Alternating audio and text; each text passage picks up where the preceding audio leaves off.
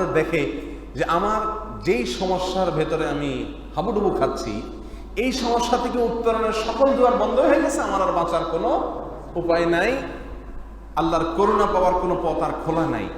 এইরকম নৈরাশ্য যখন আমাদেরকে ঘিরে ধরে, আশা যখন সম্পূর্ণরূপে আমাদের কাছ থেকে উধাও হয়ে যায়, তখনই তো মানুষ আত্মহত্যার সিদ্ধান্ত নেয়। প্রিয় ভাইয়েরা আমার, যে সকল ভাইয়েরা নানা রকম বিপদ আপদে জর্জরিত, একের পর এক সমস্যা আপনাকে গ্রাস করে চলেছে, ধৈর্যের বাঁধ আপনার ভেঙে যাচ্ছে, আপনি মনে করছেন আত্মহত্যা করে আপনি বেঁচে যাবেন, মনে রাখা উচিত আত্মহত্যা করে আপনি বাঁচবেন না, বরং মরবেন। সন্দেহ আছে কোনো?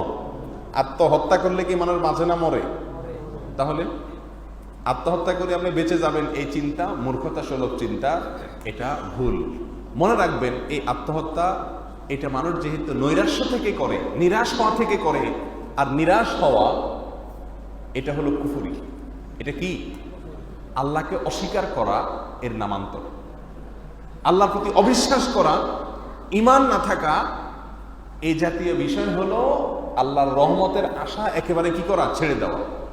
আল্লাহ সুবহানাহু ওয়া তাআলা কোরআনে কারীমের ভিতরে বলেছেন, লা তাখনাতু মির রাহমাতিল্লাহ, তোমরা আল্লাহর রহমত থেকে নিরাশ হবা না, খবরদার। একেবারে দেয়ালে যদি পেট ঠেকেও যায়, মনে রাখবে কোনো অবস্থাতেই আল্লাহর রহমত থেকে নিরাশ হওয়ার সুযোগ নাই। আল্লাহর প্রিয় পাত্র নবীদেরকে আল্লাহ তাআলা এত কঠিন পরীক্ষা নিয়েছেন, যে পরীক্ষায় তাদের দেয়ালে পিঠ ঠেকে গেছে, এবং তারা রীতিমতো বলেছেন, মাতা নাসরুল্লাহ, আল্লাহর সাহায্য আর কখন আসবে? এরপরেও তারা আল্লাহর রহমত থেকে আশা ছাড়েন নাই। আল্লাহ কোরআনের অন্য আয়াতে বলেছেন, লা তাইআসু মির রাউহিল্লাহ, আল্লাহর রহমত এবং অনুগ্রহ থেকে নিরাশ হয়ে যেও না, হতাশ হয়ে যেও না। ওয়ালা ইয়াইআস মির রাউহিল্লাহ ইল্লাল কওমুল কাফিরুন, আল্লাহর রহমত থেকে, আল্লাহর করুণা থেকে নিরাশ হয়ে যায়, আশা ছেড়ে দেয় ওই ব্যক্তি যে কাফের। কোন মুসলমানে আল্লাহর রহমত থেকে আশা ছেড়ে দিতে পারে না। অতএব যারা নানা বিপদে জর্জরিত, মাঝে মধ্যে ভাবছেন যে আত্মহত্যা করে ফেলবেন, নিজের জীবনকে বিসর্জন দিয়ে দিবেন, শেষ করে ফেলবেন, খবরদার। নিজের জীবনকে শেষ করা তো বহুত পরের বড় গুনাহ, তার চাইতে সাধারণ কথা হলো নিজেকে কষ্ট দেওয়া শরীয়তে। অনেককে দেখা যায় হাত কাটে, অনেক যুবক তার তথাকথিত অবৈধ প্রেমিকাকে খুশি করার জন্য হাত কেটে রক্ত দিয়ে চিঠি লেখে না? অনেক বেকুব স্বামী তার স্ত্রীকে খুশি করার জন্য, অনেক বেকুব স্ত্রী তার স্বামীকে খুশি করার জন্য রক্ত দিয়ে চিঠি লেখে। এরকম হয় কি হয় না? জায়েজ নাই, কোন অবস্থাতে জায়েজ নাই। আপনি নিজেকে কষ্ট দিলেন, নিজের শরীরের কোনো অংশের ক্ষতি করলেন, শরীয়ত গ্রাহ্য কোনো কারণ ছাড়া, ইচ্ছাকৃত, এটা কোনো অবস্থাতে জায়েজ নাই, হারাম। এর জন্য আল্লাহর কাছে জবাবদিহি করতে হবে। এই শরীরের মালিক আপনি না, যা খুশি তা করলেন, এটা না জায়েজ। তাহলে সেখানে আত্মহত্যা করা কত জঘন্য গুনাহ হতে পারে। প্রিয় ভাইয়েরা আমার, রাসূলুল্লাহ সাল্লাল্লাহু আলাইহি ওয়াসাল্লাম বলেছেন, কোন এক যুগে কোন একজন মানুষ তার হাতে কোনো জায়গাতে ক্ষত ছিল, কেটে গেছে বা ফোড়া হয়েছে বা কোনো কিছু ক্ষত হয়েছে, এই ক্ষতের যে কষ্ট, তখন তার অ্যান্টিবায়োটিক ছিল না, এত ব্যথার ওষুধ ছিল না, খুব কষ্ট পাচ্ছিল। যখন আর ধৈর্য ধারণ করতে পারতেছে না বেচারা, তখন একটা পর্যায়ে একটা ধারালো ছুরি নিয়ে নিজের হাত কেটে ফেলে দিয়েছে। এরপরে যে ব্লিডিং হয়েছে, রক্ত জমা শুরু হয়েছে, সেই রক্তক্ষরণ আর বন্ধ হয়নি, কারণ ওষুধপত্র তো ছিল না। তো বন্ধ না হওয়াতে একটা পর্যায়ে লোকটা মারাই গেছে। তখন আল্লাহ সুবহানাহু ওয়া তাআলা ওই লোক সম্পর্কে যে মন্তব্য করেছেন, হাদিসে কুদসিতে এসেছেন, এগুলো আমাদেরকে জানিয়েছেন। আল্লাহ সুবহানাহু ওয়া তাআলা ওই ব্যক্তি সম্পর্কে বলেছেন, বাদারানি আবদি বিনাফসিহি হারামতুহু আলাইহিল জান্নাহ, আমার বান্দা তার জান আমি কবজ করব, সে নিজে থেকে আগে নিজের জানকে নিজে শেষ করেছে, এই জন্য তার জন্য আমি জান্নাতকে হারাম করে দিয়েছি। কত বড় জঘন্য গুনাহ। প্রিয় ভাই আমার, প্রিয় বোন আমার, আপনার কষ্টের সীমানা, কষ্ট সহ্য করার সীমানা আপনার ছাড়িয়ে গেছে, আপনি আর ধৈর্য ধারণ করতে পারতেছেন না, আত্মহত্যা করলেন। আত্মহত্যা করে যদি আপনার রক্ষা হয় তো আমি বলবো গুড ডিসিশন, কিন্তু আত্মহত্যা করে তো আপনার দুনিয়া শেষ হলো, আখিরাত শেষ হলো, তাহলে তো রক্ষা হলো না, বরং ধ্বংস আর ত্বরান্বিত হলো। এটা তো বুদ্ধিমানের কাজ না, বরং ধৈর্য ধারণ করাই হলো ইমানদারের চরিত্র এবং বৈশিষ্ট্য। আল্লাহ তাআলা আমাদেরকে সবরের তৌফিক দান করুন। তাহলে এই হাদিস দ্বারা বোঝা যাচ্ছে এটা কবিরা গুনাহ, বড় অপরাধ আত্মহত্যা করা। অন্য হাদিসে আসছে, বুখারী মুসলিমের রাসূল আকরাম সাল্লাল্লাহু আলাইহি ওয়াসাল্লাম ইরশাদ করেছেন, যে মান কাতালা নাফসাহু বিশাইইন উযযিবা বিহি ইয়াউমাল কিয়ামাহ, যে ব্যক্তি নিজেকে কোনো একটা কোনো একটা পদ্ধতিতে আত্মহত্যা করে, নিজেকে শেষ করে দেয়, তো ওই পদ্ধতিতে তার আযাব হবে কিয়ামতের দিন।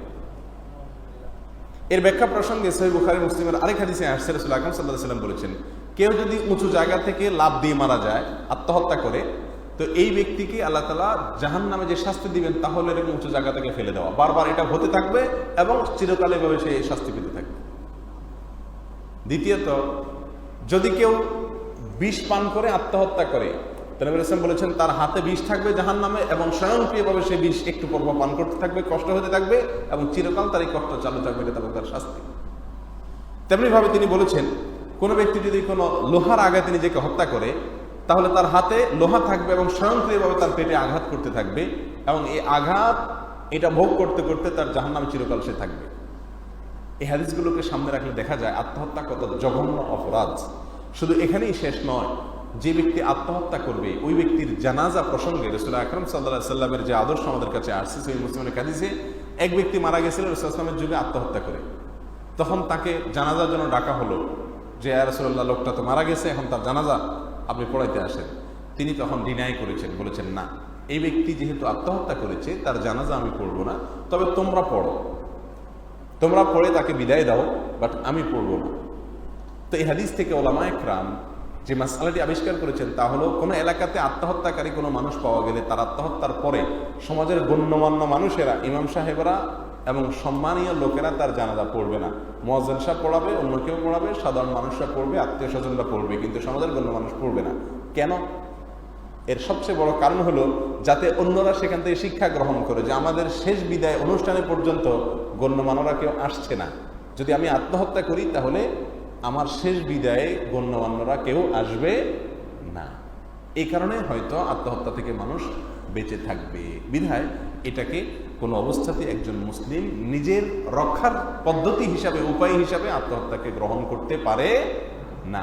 আল্লাহ সুবহানাহু ওয়া তাআলা আমাদের সকলকে সকল বিপদে, সকল কষ্টকর পরিস্থিতিতে ধৈর্য ধারণ করার তৌফিক আল্লাহ তাআলা দান করুন। এবং আত্মহত্যা করা, নিজেকে কষ্ট দেওয়া, নিজের শরীর থেকে রক্ত বের করা, কাটা ছেঁড়া, এগুলো ইসলামী শরীয়তে জায়েজ নাই, এগুলো যেন আমাদের দ্বারা না হয়। তবে আত্মহত্যাকারী ব্যক্তি কাফের না, অমুসলিম হয়ে যায় না, এ ব্যাপারে প্রায় ওলামায়ে কেরাম সবাই একমত। বিধায় কোনো লোক যদি আত্মহত্যা করে মারা যায়, তাকে বেঈমান মনে করে, কাফের মনে করে তার জন্য দোয়াও করা যাবে না, বিষয়টা কিন্তু সেরকম না। বরং ওই ব্যক্তির জন্য আরো বেশি দোয়া করতে হবে, যেহেতু বেচারা বড় বিপদ করে, বড় গুনাহ করে গেছেন। আল্লাহর কাছে তার হয়ে আমরা মাফ চাইবো, আল্লাহ যেন তাকে মাফ করে দেন। আল্লাহ চাইলে যে কোনো অপরাধ আল্লাহ তাআলা মাফ করে দিতে পারেন। আল্লাহ শিরক ছাড়া অন্য সব গুনাহের ব্যাপারে আল্লাহ চাইলে মাফ করে দিতে পারেন, আল্লাহ কোরআনে ঘোষণা দিয়েছেন। অতএব তার পক্ষ হয়ে আমরা আল্লাহর কাছে আরো বেশি করে মাফ চাইব। আত্মহত্যা করার আগে আমরা 10 বার ভাববো, নিজেকে কষ্ট দেওয়ার আগে 10 বার ভাববো। আত্মহত্যা করা তো পরের কথা, আল্লাহর কাছে মৃত্যু চাওয়া পর্যন্ত জায়েজ নাই, নিষেধ আছে হাদিসে।